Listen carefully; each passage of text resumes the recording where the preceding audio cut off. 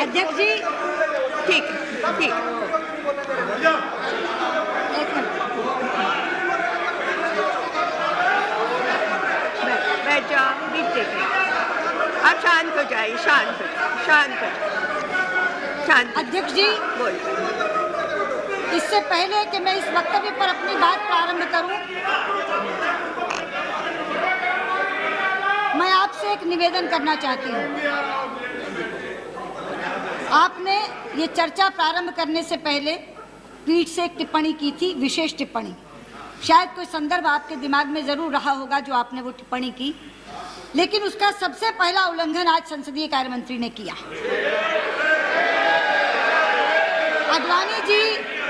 अडवाणी जी इस सदन के वरिष्ठतम सांसद हैं, सबसे ज्यादा अनुभवी और आदरणीय। उन्होंने खड़े होकर बहुत शिष्टता के साथ अपनी एक बात आपके सामने रखी, लेकिन संसदीय कार्य मंत्री ने खड़े होकर कहा फासिस्ट फोर्सेस और क्रोकोडाइल टीयर्स बहा रहे हैं, वो घड़ियाली आंसू बहा रहे हैं। आप रिकॉर्ड में देखिए। नहीं, ये उसी समय मैंने ये कह दिया था कि इसको निकाल दिया जाए, वो निकाल। मैडम, प्रधानमंत्री जब अपना वक्तव्य दे रहे थे, 15 बार से ज्यादा बार बीच में शोर उधर से हुआ था, 15 बार से ज्यादा बार। और एक बार भी माननीय नेता विपक्ष ने पिछली तरफ जैसे अक्सर कर देते हैं उनको इधर आने के लिए, एक बार भी इशारा करके नहीं कहा कि आप मत बोलिए। उसमें इनके वरिष्ठ नेता इन्होंने वो उनको फाड़ के फेंक रहे थे। क्या अगर मैडम उस वक्त ये नहीं कि मैं उनको मानता हूं हर वक्त, लेकिन ऐसे हालात में आदमी क्या व्यू बनाएगा मैडम? हम नहीं चाहते थे, इन्होंने मांगा था, इन्होंने कहा था कि जितनी देर तक प्रधानमंत्री अपना वक्तव्य नहीं देंगे हाउस नहीं चलेगा, ये फैसला करते हैं मैडम। लेकिन हमने इनकी बात मानी, प्रधानमंत्री ने बात मानी, प्रधानमंत्री ने आके अपना वक्तव्य दिया।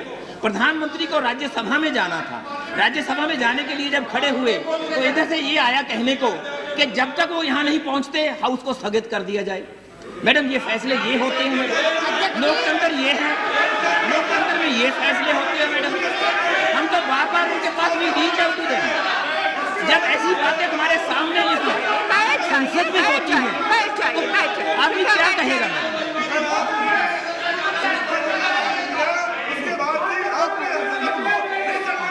बैठ जाइए हरिन पाठक जी, बैठिए। मैं स्वयं संसदीय कार्य मंत्री रही हूँ और संसदीय कार्य मंत्रियों का पहला लेसन ये होता है कि वो स्वयं नहीं बोलते और सदन को चलने देते हैं। यहाँ तो संसदीय कार्य मंत्री स्वयं बोलकर व्यवधान डालते हैं। अध्यक्ष जी, ये जो वक्तव्य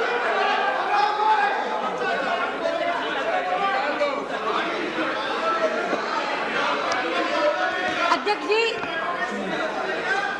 प्रधानमंत्री जी ने एक लंबा वक्तव्य कल के घटनाक्रम पर, अच्छा या बुरा ये आप देखें, आप अच्छा कहिए, हमें जो कहना है वो हम कहेंगे, आप अपने शब्द हमारे मुंह में नहीं डाल सकते। अध्यक्ष जी, प्रधानमंत्री जी ने एक लंबा वक्तव्य, विस्तृत वक्तव्य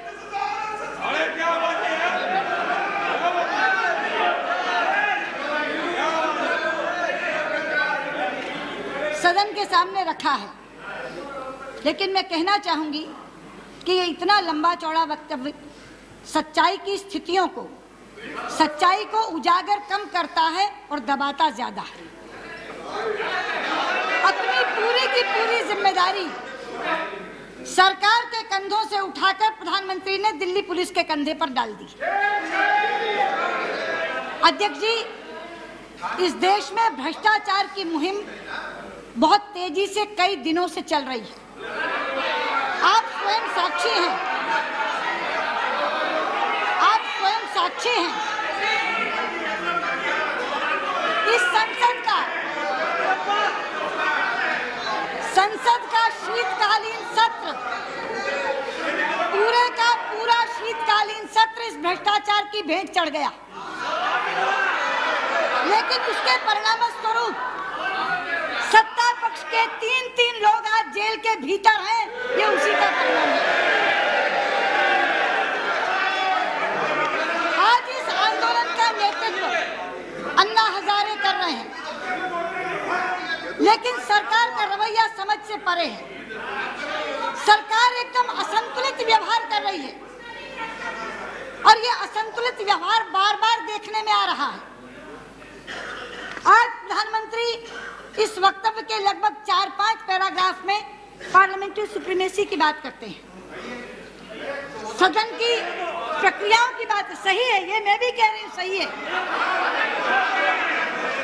पार्लियामेंट्री प्रोसेस की बात करते हैं, संसदीय प्रक्रियाओं के माध्यम से कानून बनाने की बात करते हैं। मेरा पहला प्रश्न प्रधानमंत्री जी आपसे है, इस पार्लियामेंट्री प्रोसेस को दरकिनार करने का काम किसने किया?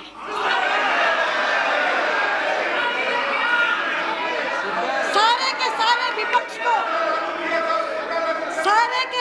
विपक्ष को दरकिनार करके अन्ना हजारे की टीम के साथ बात करने की शुरुआत किसने की? अध्यक्ष जी, नेता सदन समेत 5 वरिष्ठ मंत्री इस सरकार के अन्ना हजारे की टीम के साथ बैठे। जब अन्ना हजारे हमें मिलने के लिए आए तो हमने उनसे पूछा कि आपने विपक्ष के बाकी लोगों को इससे बाहर क्यों रखा? तो उन्होंने कहा कि हमने सरकार से कहा था इसमें बाकी विपक्ष के लोग भी होने चाहिए, मगर सरकार ने कहा हम और आप ही ठीक हैं। मैं पूछना चाहती हूँ, तब तो हम और आप ही ठीक हैं, तब तो आप और वो ठीक थे, लेकिन जब बात बिगड़ गई तो सरकार का सुर बदल गया, तो सरकार को पार्लियामेंट्री प्रोसेस याद आया। तब सरकार ने हमें चिट्ठियां लिखी, तब सरकार ने ऑल पार्टी मीटिंग बुलाई और सारे नेता जो यहाँ बैठे हैं, एक नेता ने वहां उन्हें ये कहा कि उस समय आपको हमारी याद क्यों नहीं आई?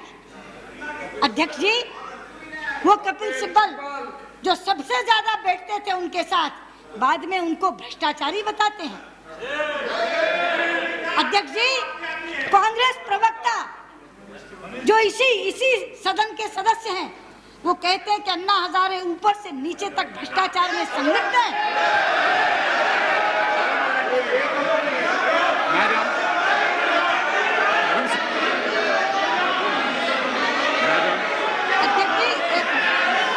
अध्यक्ष जी, आपने उनका नाम लिया है। अध्यक्ष जी,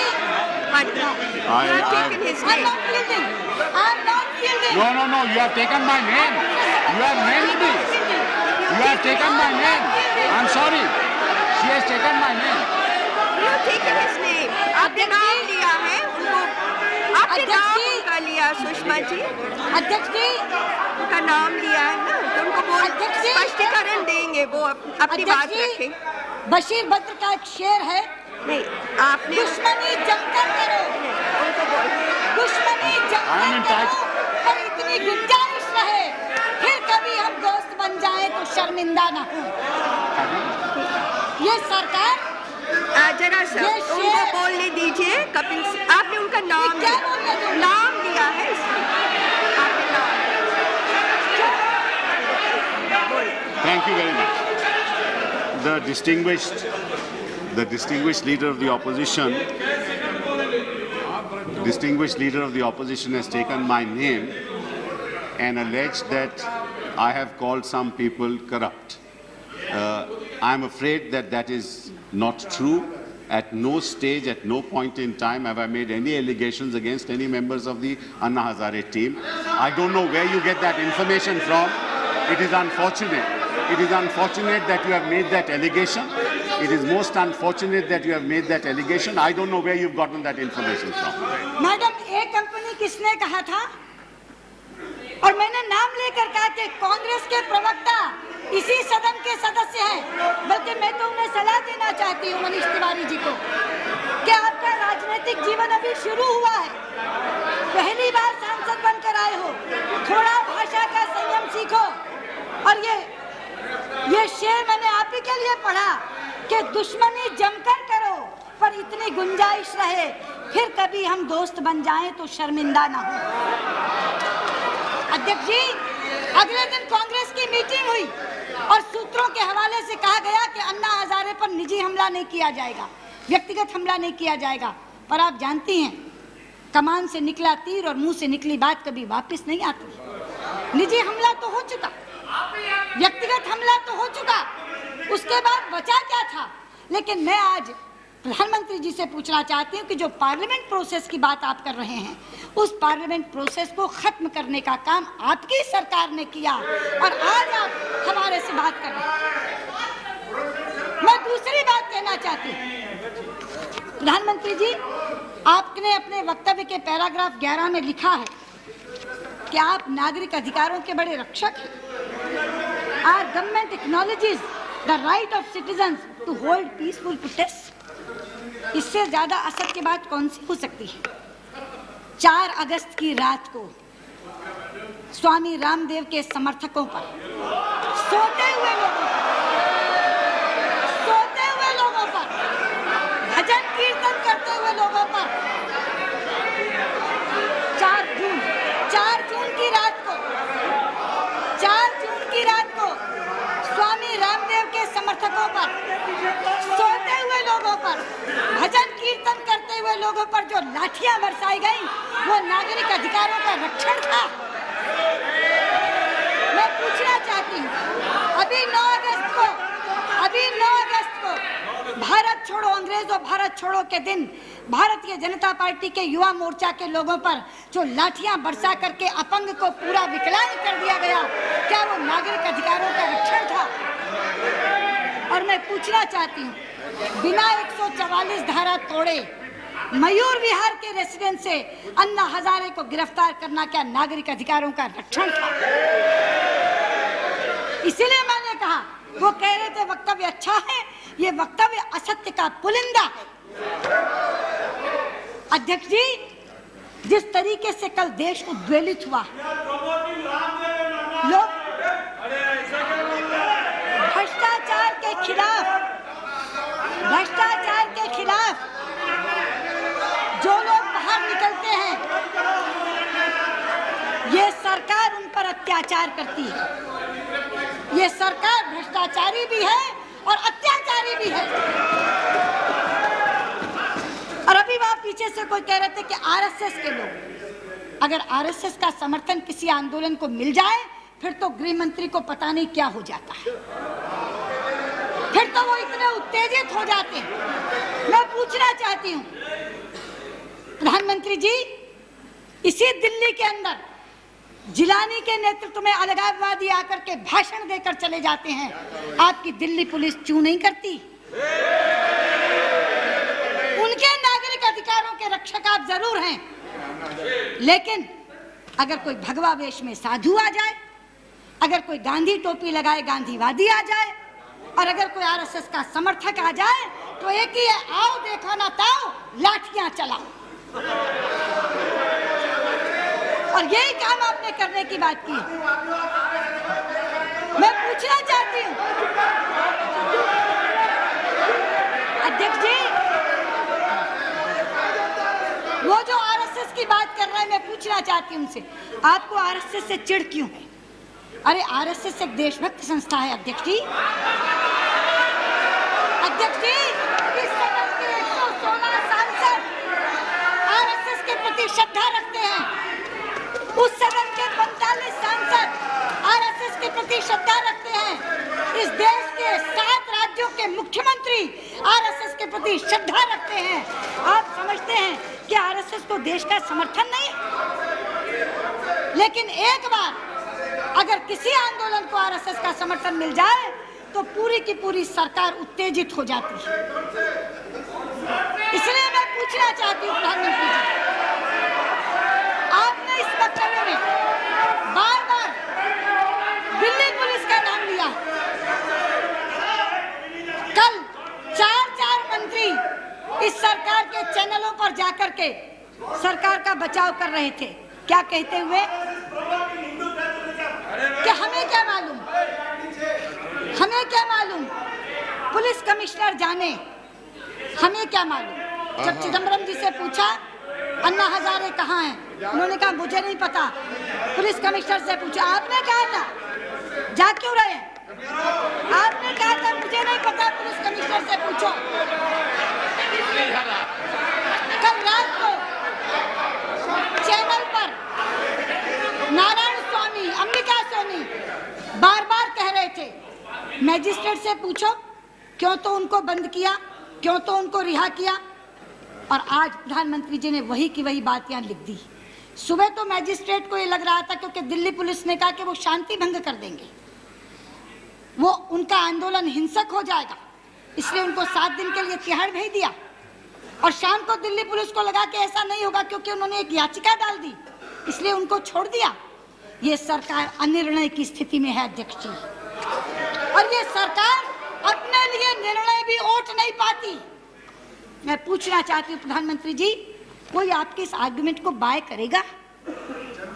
क्या देश इसको स्वीकारेगा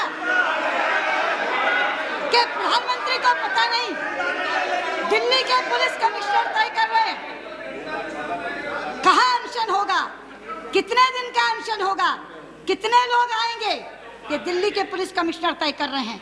और मैजिस्ट्रेट तय कर रहा है कि वो 7 दिन के लिए रहेंगे या शाम के लिए रहेंगे।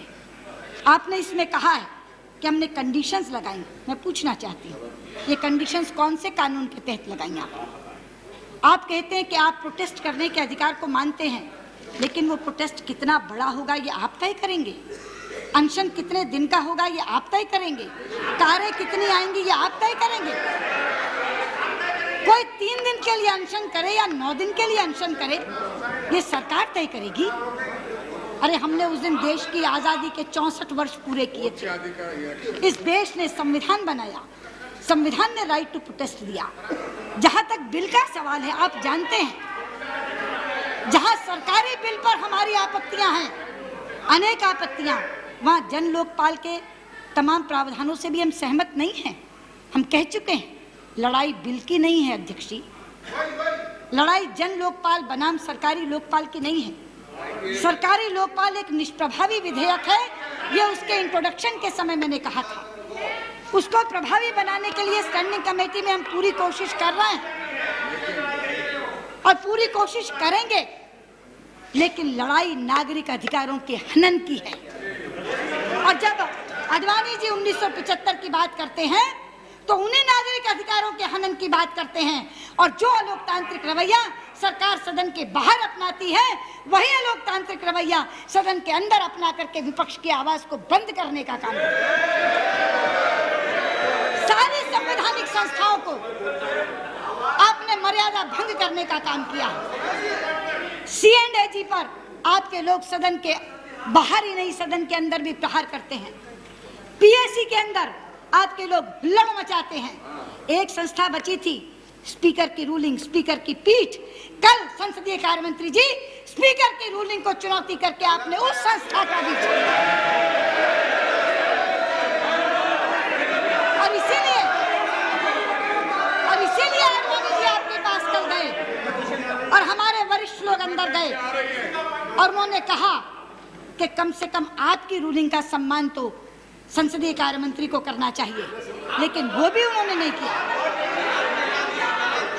इसलिए मैं आपसे कहना चाहती हूँ कि भ्रष्टाचार एक बड़ा विषय है, उस पर हम लोगों ने अलग से चर्चा मांगी है। भ्रष्टाचार के विषय पर हम लोग 193 के तहत चर्चा करके इस सरकार की पूरी पोल खोलेंगे। लेकिन ये जो वक्तव्य आपके यहाँ से आज आया है, उसमें जिस तरह की सच्चाइयों को छिपाया गया है, अन्ना हजारे के साथ कल जिस तरह का आप लोगों ने बर्ताव किया है, अगर वो कह रहे हैं कि मैं तिहाड़ जेल से रिहा नहीं होऊंगा, देश माफ नहीं करेगा, देश सड़कों पर उतरा हुआ है। बच्चे यूनिवर्सिटी छोड़कर, कैंपस छोड़कर के बाहर हैं, वकील अदालतें बंद करके बाहर हैं, जेल के अंदर अन्ना हजारे का अनशन चल रहा है। इसलिए मैं आपसे कहना चाहती हूँ, जिस पार्लियामेंट्री प्रोसेस की बात आप कर रहे हैं, उस पार्लियामेंट्री प्रोसेस के साथ हम हैं। हम सुप्रीमेसी ऑफ पार्लियामेंट को किसी तरह अंडरमाइन न होने देंगे ना पहले होने दिया है। 1975 में इसी पार्लियामेंट की सुप्रीमेसी को आपने खंडित करने का काम किया था। ना हम जुडिशरी की सुप्रीमेसी खंडित होने देंगे, ना पार्लियामेंट की सुप्रीमेसी खंडित होने देंगे, लेकिन नागरिक अधिकार सबसे ऊपर है। देश आज़ाद है आज वतन आज़ाद है, और इस आज़ाद वतन में नागरिक अधिकारों का हनन अगर सरकार करेगी तो पुरजोर ढंग से, चाहे उसका नेतृत्व कोई भी क्यों नहीं कर रहा हो, हम उसका पुरजोर विरोध करेंगे। और आपके इस वक्तव्य को मैं सिरे से नकारती हूँ। यही कहते हुए इस पर मैं अपनी बात श्री संजय